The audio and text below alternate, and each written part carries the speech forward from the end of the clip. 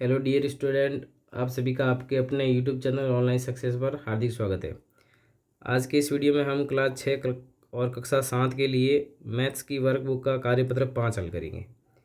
इसमें आप सीखेंगे संख्याओं को विस्तारित रूप में लिखने की समझ विकसित करना। इसका पहला सवाल लेते हैं हम।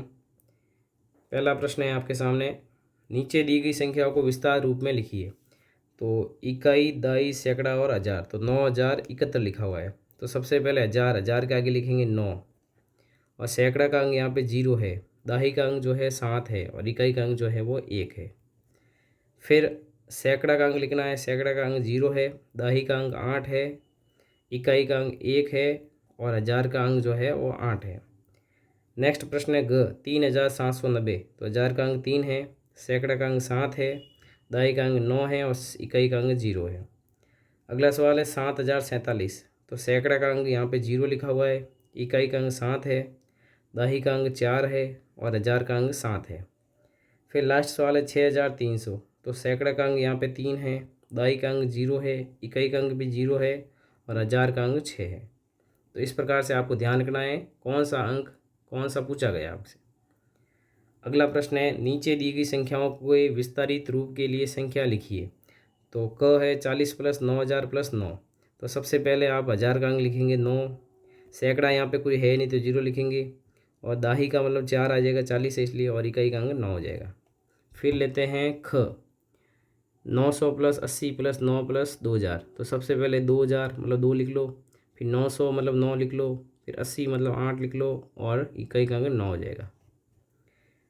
अगला सवाल है ग, 3000 + 80 + 1 + 200, तो सबसे पहले 3000 है 3 लिखेंगे, 200 है तो 2 लिखेंगे, 80 है तो 8 लिखेंगे, और इकाई का अंक 1 हो जाएगा। नेक्स्ट है घ, 700 + 70 + 9000 + 2, तो सबसे पहले 9000 मतलब 9 लिखा जाएगा, फिर 700 मतलब 7 लिखा जाएगा, 70 का 7 लिखा जाएगा, और लास्ट में 2 लिखा जाएगा। तीसरा प्रश्न लेते हैं, नीचे दी गई संख्याओं को विस्तारित रूप में लिखिए। 7707, विस्तारित रूप में लिखना है तो पहले 7000 लिखेंगे, प्लस 700 तो 700 आएगा, प्लस 707 है तो दाही का अंक नहीं है तो 00 लिखेंगे, और प्लस 7 हो जाएगा। नेक्स्ट है 6000, तो सबसे पहले लिख लेते हैं 6000, प्लस 500 तो 500 आ गया। फिर है 49, 49 का मतलब है 40 + 9।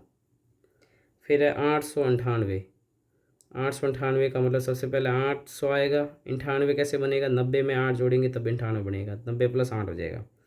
फिर है 9009, तो 9000 लिखेंगे सबसे पहले, सीधा 9 है मतलब इकाई का अंक 9 है, तो सैकड़ा का अंक 00 हो जाएगा, दाही का अंक भी 00 हो जाएगा, और इकाई का अंक हो जाएगा 9।